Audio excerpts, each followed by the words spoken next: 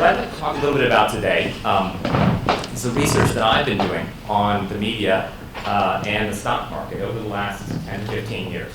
What I'm going to argue today is that the media plays several roles in the stock market. And these roles are roles that I think academics have begun to study and are continuing to study to this day. But we can also, I think, learn a lot, obviously, from journalists in understanding what they think of as their roles too. So it'll be a little bit, I'll be a little bit bashful here today talking about journalists right in front of journalists and trying to tell them, you know, what is their function in this important area. So what I'm going to argue in this talk is that academic research has shown now that the media plays at least three somewhat interrelated roles in the stock market.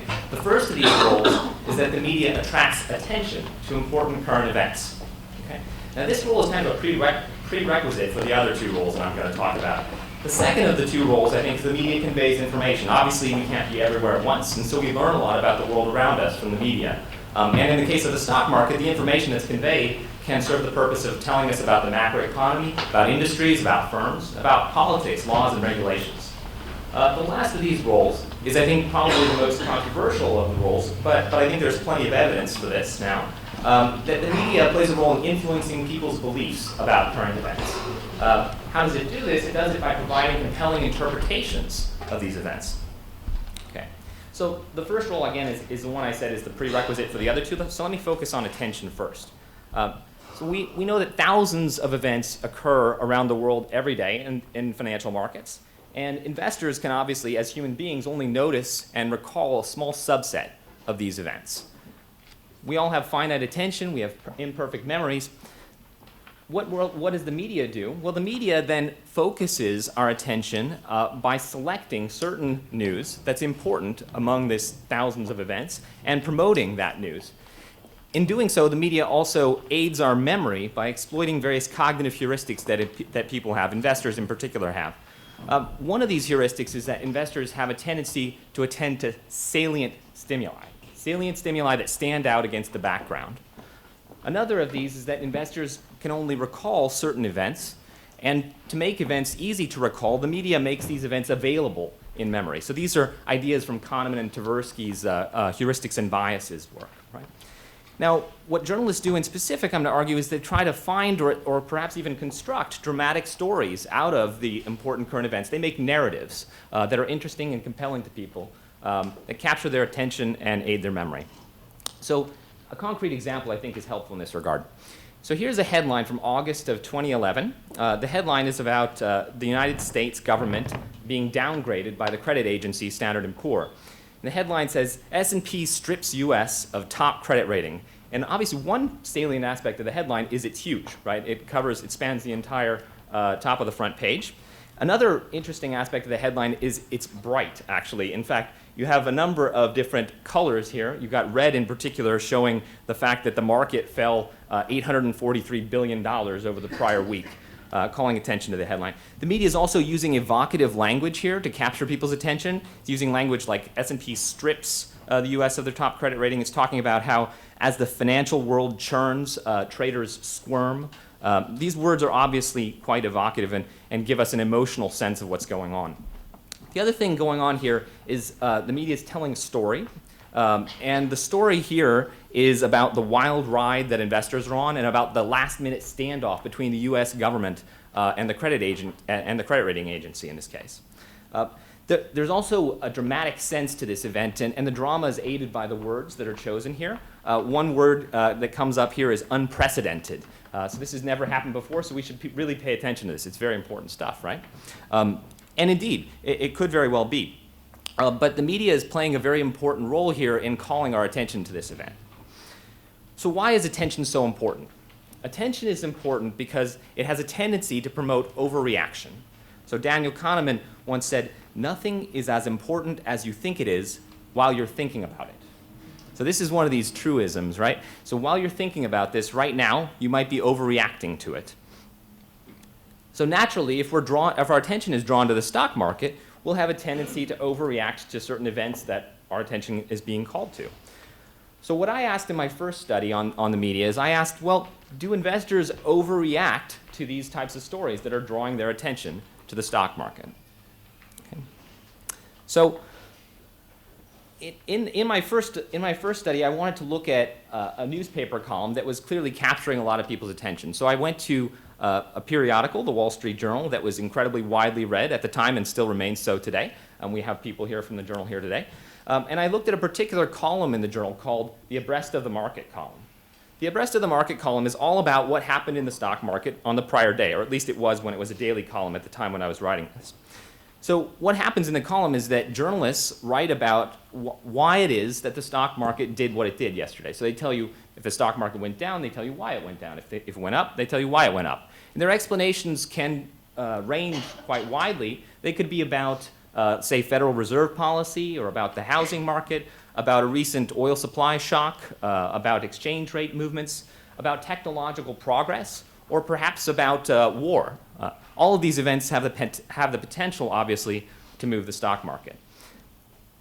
So when one looks at this column, one still has to ask the question, okay, if the column is promoting overreaction, what are people overreacting to? How do we measure what's in the column?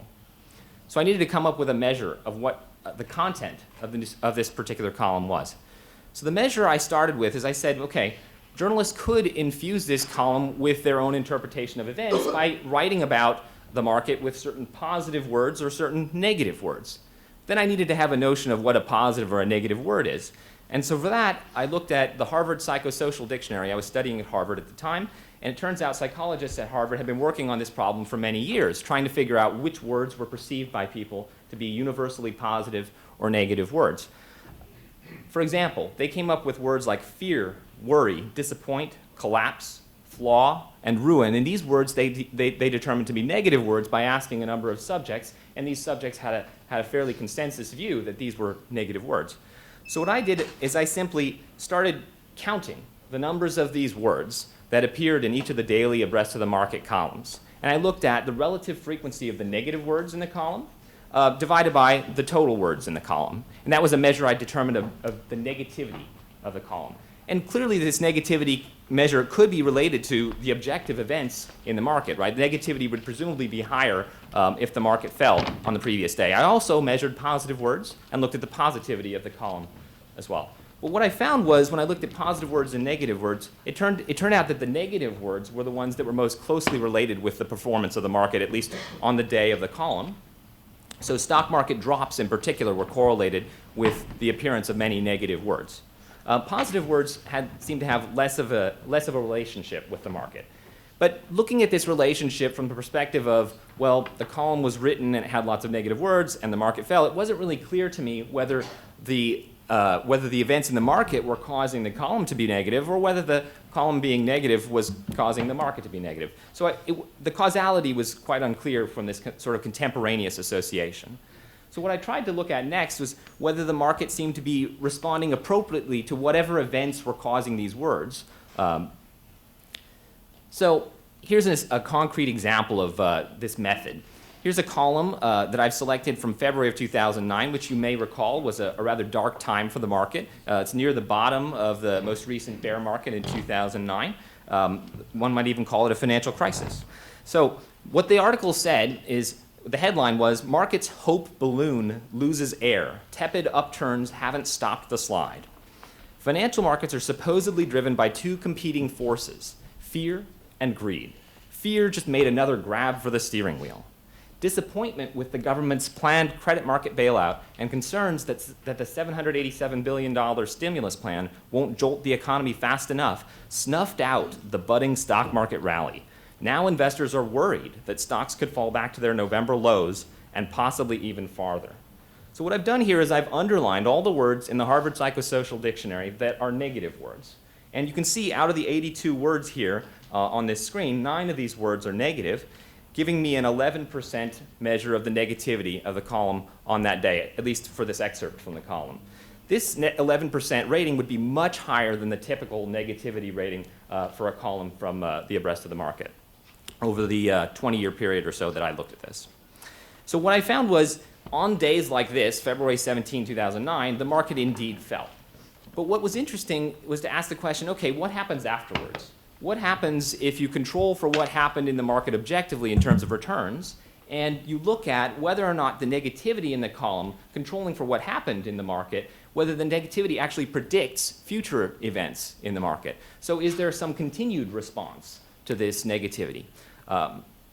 So what I found was, looking after day 0 in which this column occurred, on days 1, 2, and 3, the market actually ended up lower, closed at lower values than it did on day 0. So it looked like there was some continued reaction on day 1 to what happened in the column. Gradually, though, over the next 3 days, that reaction seemed to dissipate, and markets seemed to bounce back essentially to their prior level.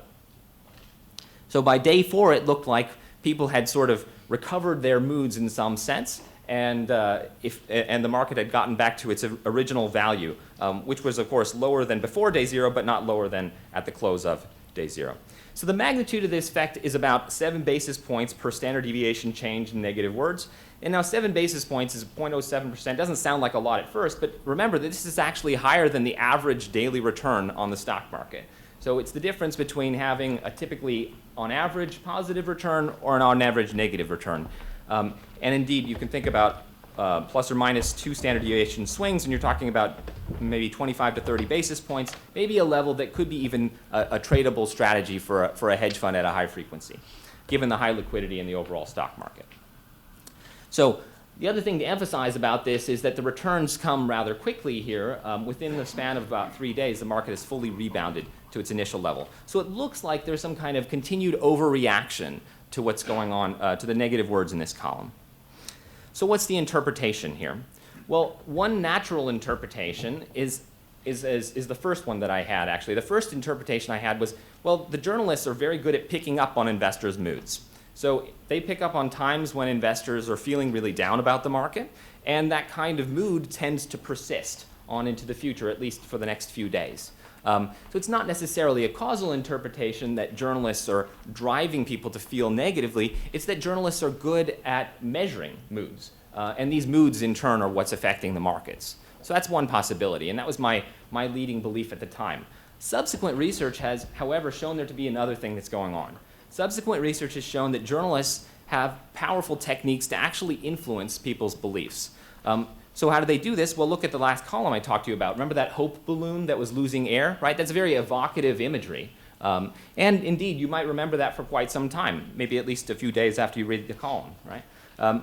Using emotional language and focusing on people also helps you remember what's going on and kind of amplifies your mood. So it's quite possible then that journalists are actually amplifying people's moods and changing their beliefs and making them more pessimistic. Indeed, I shouldn't say a follow-up study, a further study by Casey Dougal and co-authors has found that, well, look, the journalists who write the column are different on each day. And the assignment of the journalists to the abreast of the market column during the time period they looked at was a fairly random rotation that was kind of unrelated to what was going on in the market at the time. But it turns out that different journalists have different styles of writing. Some of them write with more positive words on average. Some of them write with more negative words on average. So you could call the ones who use positive words, you could call them optimistic journalists. The ones who use negative words, you could call them pessimistic journalists. What they found is that stock prices tend to increase after days in which an optimistic author writes the column. So this has nothing per se to do with what happened in the market. It has everything to do with who wrote the column. So it did seem from their study that much of the magnitude of what I was finding was actually attributable to the media moving markets, not the other way around. So I think this is an important finding, but I don't want to give you the impression that all the media does is sort of amplify moods and not actually convey information. Plenty of media stories are obviously quite informative. So in a further study, I looked at sort of which news is informative and which is not. This is an incredibly hard problem, right? It's very difficult to distinguish information about stock markets from facts about markets that are not necessarily related to the value of markets. So I didn't do this in the context of the broad market because I think it would be almost an insurmountable challenge. Instead, I looked at individual firms. And news about individual firms really only sometimes makes the news, in contrast to the market, which is written about essentially every day. Now, you might wonder, how is it determined what exactly makes the news? Well, say you have a publication like the Wall Street Journal, right? The Wall Street Journal has, in general, a fixed number of pages, So it's important to ask sort of what makes it into the journal. Seinfeld had the following comment on this issue. He said, "It's amazing that the amount of news that happens in the world every day just exactly fits the newspaper." Right? And obviously, by your laughter, I can tell that you know that this means it's not exactly always news that people are writing about. You got to fit something in the paper, right? And then there are other days where there's a ton of news and the paper won't fit all the news. So it's a natural question to ask which news in the paper is informative and which isn't. So what I'm going to argue to you is that a lot of the news about individual firms in the marketplace is genuinely informative, meaning that it often relates to firms' future business prospects. So it can tell us something about the correct stock price of a firm. So I analyzed news about S&P 500 firms, all the news about these firms in the Dow Jones, Newswire, and the Wall Street Journal over a 20-plus year period. And in looking at this news, one thing I noticed right off the bat is most of this stuff doesn't make the front pages. It's not the type of news that you'd see like that front page news about the US being downgraded. It's more kind of back page news oftentimes. So people might not notice this news to the same extent that they notice the front page stuff. So I computed the content of these firm-specific stories by looking at, say, the negativity scores of these stories. And then I examined outcomes for firms, both before and after stories were written. I looked at both their earnings in some sort of objective sense of how well the firm, to get some sort of objective sense of how well the firm is doing. And I also looked at their stock prices to get some sense of how the market thinks firms are doing at the time. And I noticed a few patterns that I'll explain to you with some pictures here. So the first of these patterns I noticed is that when does news occur for a firm? In terms of the life cycle of a firm, there's one very key event that stands out above the rest. Even for S&P 500 firms, which are important firms and can be written about on any given day, even for those types of firms, they're more likely to be written about when they have an earnings announcement. So this graph shows you the number of news stories in my sample that occurred on the day of an earnings announcement, which is at day 0 in the graph down there at the bottom. And it also shows you just before an earnings announcement and just after an earnings announcement how many stories are written. You can also see little spikes at day 1 before the earnings announcement, day 1 after the earnings announcement. And then you notice the other days are pretty much all the same in terms of the average amount of news that's written about these firms. So it suggests already that earnings news is particularly important. People are focusing on the future prospects of businesses quite a bit and looking at firm news. So this news could be quite informative. So then I looked at whether the news content actually predicts firms' earnings. So to do this, I analyzed the positivity and negativity of stories just prior to a firm's earnings announcement in the month prior. And I sorted firms by whether they'd had very positive news or very negative news prior to an earnings announcement in quarter 0 shown here on the graph. I looked up to 10 quarters before and 10 quarters after, so about 2.5 years before and after the stories were written. What I found was that to some extent, the news was backward-looking in the sense that it seemed to be reflecting positive events that had happened prior to the earnings announcement. But to some extent, the news was forward-looking as well. So even controlling for what had happened before the earnings announcement, it seemed that the news, when it was more positive in nature, told us that firm earnings would be higher in the future as well. And the magnitude of this was pretty impressive in terms of standard deviations of earnings. Sort of comparable to how well stock prices themselves predict earnings, in fact. So the negativity and stock prices are comparably good predictors of earnings. The last thing I looked at was how did the market respond to these stories? So did the market appropriately respond to these stories when they came out? And the first thing I did was just to take all news, not just earnings news, and ask how did the market respond? What this picture shows is the path of stock prices in the 10 days before and the 10 days after the news occurred, because the market obviously reacts in much faster time frames than earnings do. So in theory, what we should expect is as positive news comes out, that positive news should be fully incorporated in prices, if markets are efficient, immediately on the day of the news. What I found in practice was that there was indeed a big reaction on day 0, but there was some continued reaction even after day 0 over here on day 1 of the graph. So day 1 shows you that there's an additional maybe 10 basis points extra reaction to the news even after it occurs. But by about the 10th day or so, you're really not getting any continued reaction. So the underreaction to news seems very brief in this sense. So we're getting some sense now that there is underreaction to this firm-specific news in contrast to the market-wide news where there's overreaction. The other thing I looked at was Now looking at just the earnings news, what does underreaction look like? So same picture as the previous picture, except now I'm sorting news into positive and negative news about earnings, where I've measured news about earnings here by capturing any story that mentions the word earnings or any related form of that word. And this picture looks a lot like the other picture. The main difference is the scale of the picture. Now the magnitude of the underreaction, which again occurs mostly on day one, the magnitude of the underreaction goes up to around 40 basis points. So what's the moral of this study here? I think the key point is that investors can't possibly attend to all these news stories about even just the 500 firms in the S&P 500. And of course, there are many thousands of other firms as well. And as a consequence, they'd have a tendency to underreact to news that's genuinely informative, but it's not featured necessarily in the paper on the front page. Underreaction also tends to increase with the relevance of the news. So stories about earnings are especially informative, and indeed they generate larger underreaction as people don't fully appreciate just how informative those stories are. The other side of this is whether or not investors have a tendency to overreact to irrelevant news. So it seems they underreact to relevant news, but do they overreact to irrelevant news? And to tease this out, what I tried to do is I tried to look at sequences of related news stories. So oftentimes you'll see a sequence of stories about a particular event. For example, if Microsoft is about to release a new version of Windows, you might see several stories. First, one telling you that the new version of Windows is in beta. Next story about, the release date is this. Wait, they're having bugs, they're going to push the release date back, et cetera, et cetera. You'll get a sequence of related news stories. But if you're not paying full attention to all these stories, then you might not notice the initial news stories. And so as a consequence, the later news stories, which will, to a large extent, recapitulate what was told in the earlier stories, the later stories will be at least somewhat stale in the sense that they're not conveying new information. And if you're not paying attention, you could react to those stories as if they were brand new stories. It could be news to you, even though they're not news overall. So in theory, markets should be able to figure this out. Markets should react more to new news and less so to news that's largely subsumed by prior news, less so to stale news. So I tried to test this theory by measuring the staleness of news. And the way I did so was simply to look at the extent of overlap in the words between stories. So if one story has a large degree of overlap with all the prior stories, and indeed if Microsoft is releasing a new version of Windows, probably a lot of the stories that tell you about an update on this will recapitulate what's already been told.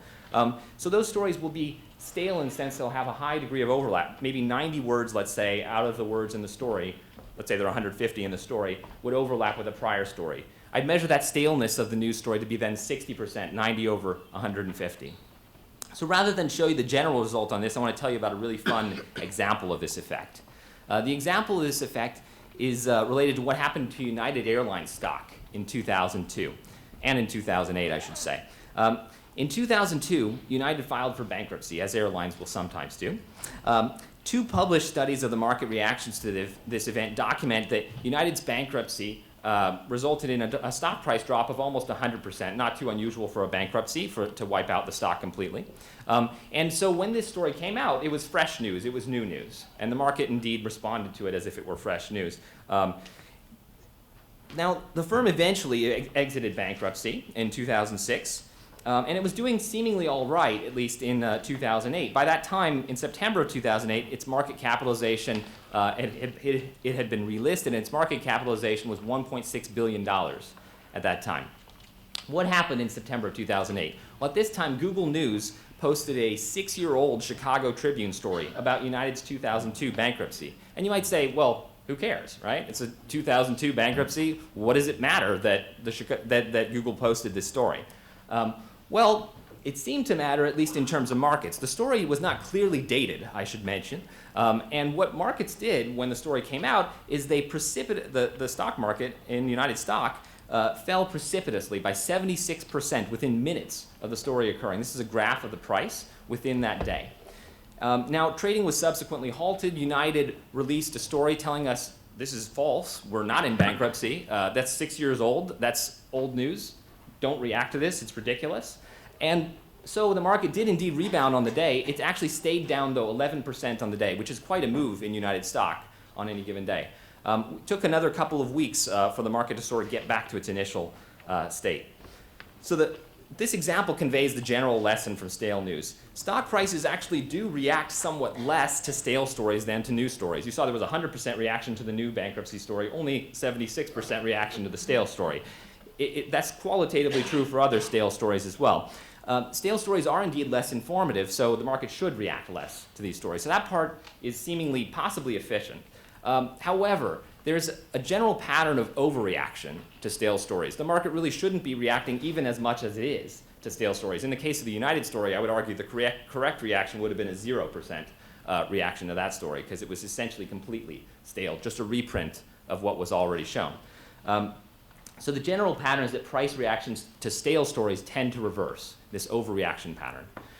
So the key lessons from this research is that there are bidirectional links between the media and markets. A lot of times the media is reflecting what's going on in the markets, but other times it seems that the media is really adding something and influencing people's beliefs above and beyond what's happened in the markets.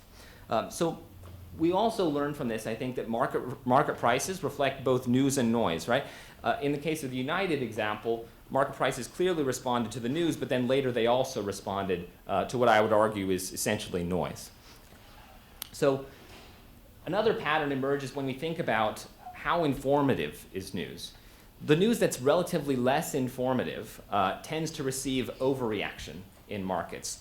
Now, why does it get overreaction? Well, one could argue the reason is that, that journalists are very skilled at sensationalizing news and grabbing investors' attention. As we said, nothing is as important as you think it is while you're thinking about it, right? So false or stale news can even grab investors' attention if they aren't paying attention to when the news first arrived. The last pattern that emerges here is that markets have a tendency to underreact to genuine new information. So overreaction to non-information and underreaction to new information, I think, are the key patterns. And this was illustrated by the firm-specific news. So a lot of that news is more on the back pages, and even though it's quite informative news, it doesn't necessarily receive the kind of reactions that the headline news does.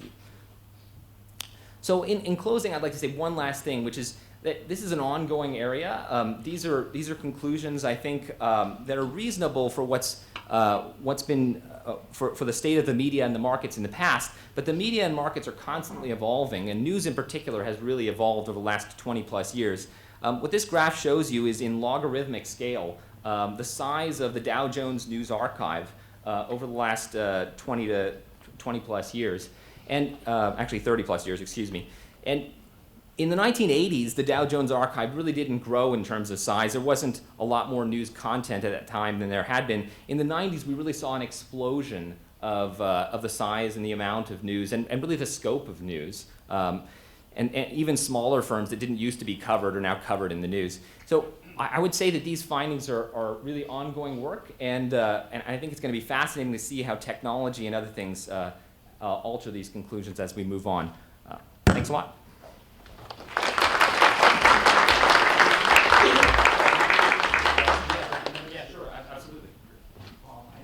Yeah, Jason. Can you put your slide 15 back up? Fine. Wow, you are amazing with the numbering. That's why I numbered this. So there seems to be what I would call some, I'm going to use the term leakage, sort of starting around T-2. Do you have a theory as to what might be talking about? Yeah, I mean, this is really the kind of bidirectional causality here. I'd say that a lot of this is, I mean, journalists are writing about events that have happened. So if you write an event, if you write a story, about a positive event that happened on day -2 or day -1, then your story is going to be very positive, but we'll also see associated with that a market reaction probably on day -2 or -1. So I wouldn't say it's necessarily nefarious. It's not necessarily some kind of insider leakage, but it could just be journalists responding to what's happened. Yeah, that was my intuition when I look at it as well, because one thing I can tell you, and I'm sure you're aware of this, is that for daily columns like a grass or heard on the street, typically they're planned almost the same day. Yeah. So it's not as if 5 days earlier people working on the column already knew what they were going to write about, couldn't communicate it to anyone else. even their editors Mhm. or themselves. Yeah, I'm not suggesting. So I think yeah. this is probably showing some reverse causality Mhm. at work. I agree 100%. Luigi. And this is not a Glasserman. This is not. This is the firm-specific news here. Yeah. But I think the same point applies that there's Yeah. bidirectional causality. I think that firms have a strong incentive to release some of the information before to attenuate the jump, especially in negative. On earnings, if you know your earnings are not going to make it to the forecast, you basically try to push the information out so that expectations go down, and the day the earnings are announced is not a disaster for you. So there's a lot of, and I'm not saying this is insider trading, but it's hint and nudge and push the journalist in a particular direction. Sure, absolutely. Management disclosure practices could play a big part in this. I agree. Yeah. Also along the same lines, there's another category of studies, which I'm you're familiar with, called event studies, where the focus isn't on the news media, but on releases themselves, and especially where the positive versus negative is measured not by analyzing the words, but just whether relative to analyst expectations. Exactly. And it shows a very similar pattern Exactly. for, I don't remember now whether it's weeks or even months before a release on average, it moves in the same direction, and there's a big move, usually right before the release, and only a fairly small but continued move in the same direction after the release, so this is very much jives with that. I agree with you 100%. Yeah, underreaction to earnings announcements is certainly creates a similar pattern. Yes. Okay, last question. Okay, last question. Given these findings, what practical lessons should journalists take away from them? What is the journalist's responsibility? That's a great question. I mean, I don't want to be too preachy in this regard, right? I'm not a journalist, and it's of course up to journalists how they do their jobs. But I suppose one lesson is, and journalists I think already do internalize this to some extent, be careful in the words you choose in writing about events. Those words could really matter, even holding the events themselves constant. So I think that's one of the lessons from the research, not done by me, but done by others, that shows that the more positive the abreast of the market column, the more positive the writer is, the more positive the reaction is to the story. And I suppose a further lesson could be in thinking of how editors pick journalists to write certain stories, as well as related to this. All right.